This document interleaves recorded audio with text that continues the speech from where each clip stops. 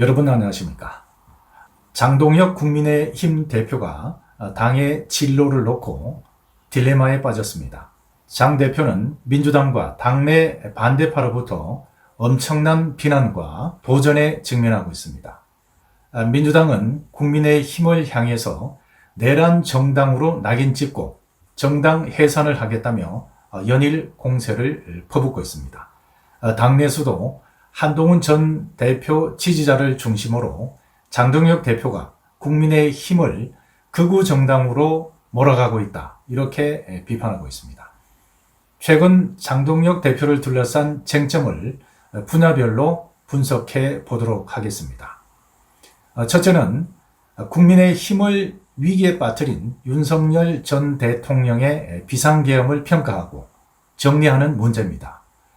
당내에서는 한동훈 전 대표와 오세훈 서울시장, 박형준 부산시장, 그리고 당내 소장파를 중심으로 비상계엄에 대해서 사과를 해야 한다고 주장하고 있습니다. 이들은 비상계엄 1주년을 맞아 잘못된 비상계엄에 대해 국민들에게 사과하고 탄핵의 강을 건너야 한다고 주장하고 있습니다. 특히 초선인 김재섭 의원은 비상계엄 1주년을 맞아 장동혁 대표가 사과 메시지를 내지 않을 경우 20여 명의 의원들과 함께 집단 행동에 나서겠다고 엄포를 놓고 있습니다. 비상계엄 사과 주장에 대해 답을 해야 할 장동혁 대표의 고심이 더욱 깊어지고 있습니다.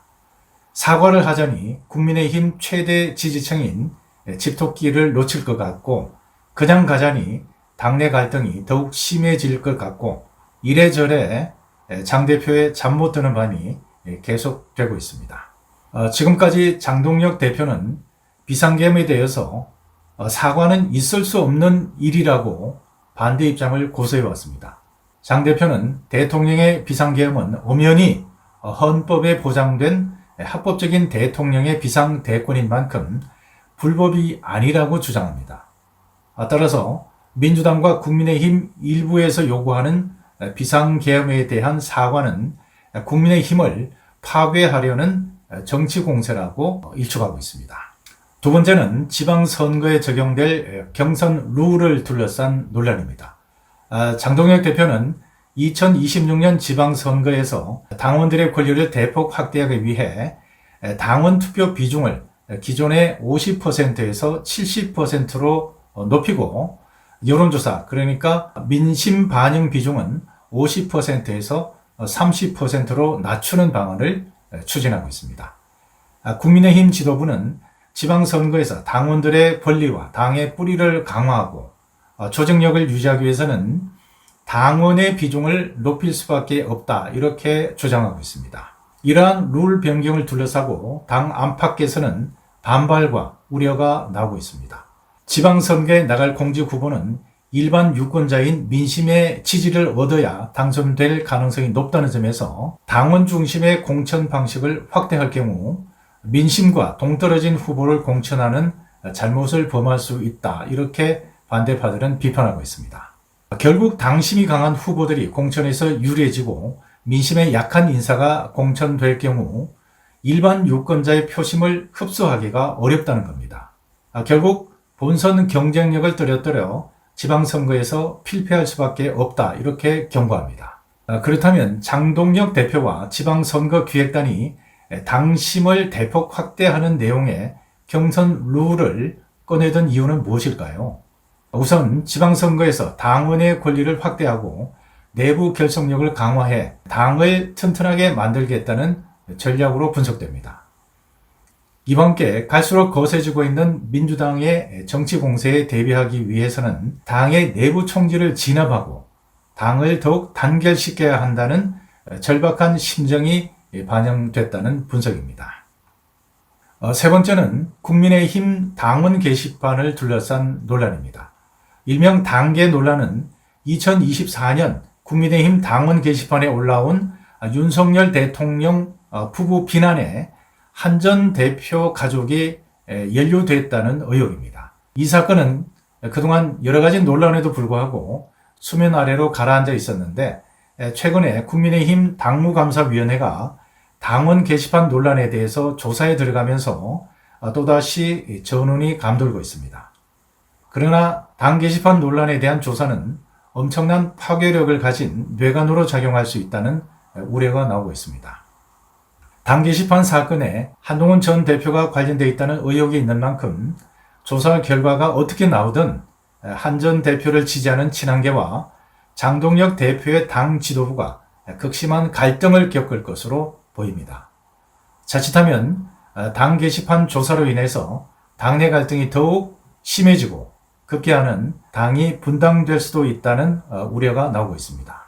국민의힘은 또 친 한동훈계 대표적인 인물인 김종혁 전 최고위원에 대한 징계 절차에 들어가면서 당내 갈등은 더욱 고조되고 있습니다. 당무감사위원회는 김 전 최고위원이 언론 인터뷰 등을 통해서 당내 분열을 조장하는 등 당론에 반하는 언행을 했다는 점을 징계 사유로 꼽고 있습니다. 장동혁 대표는 윤석열 전 대통령의 비상계엄 1주년을 앞두고 장외 투쟁을 주도하는 등 강경 대응을 주도하고 있습니다. 그러나 장 대표 이 같은 우클릭 행보에 대해서 국민의힘 초선 의원들의 반발이 있고 또 보수 언론도 지방선거에 승리하기 위해서는 중도를 잡아야 한다고 주장을 하고 있습니다. 지금까지 역대 선거 결과를 분석해보면 분열하는 진영이 필패했고 단결하는 진영이 필승했습니다. 2026년 지방선거를 앞두고 국민의힘이 장동혁 대표를 비롯한 지도부와 한동훈 전 대표를 지지하는 비주류가 분열해서 결국 갈라선다면 지방선거 패배는 불을 보듯 뻔합니다. 그럼에도 불구하고 국민의힘 강경파를 중심으로 태생적으로 단결하지 못할 바에야 차라리 갈라서는 게 낫다는 주장이 나옵니다.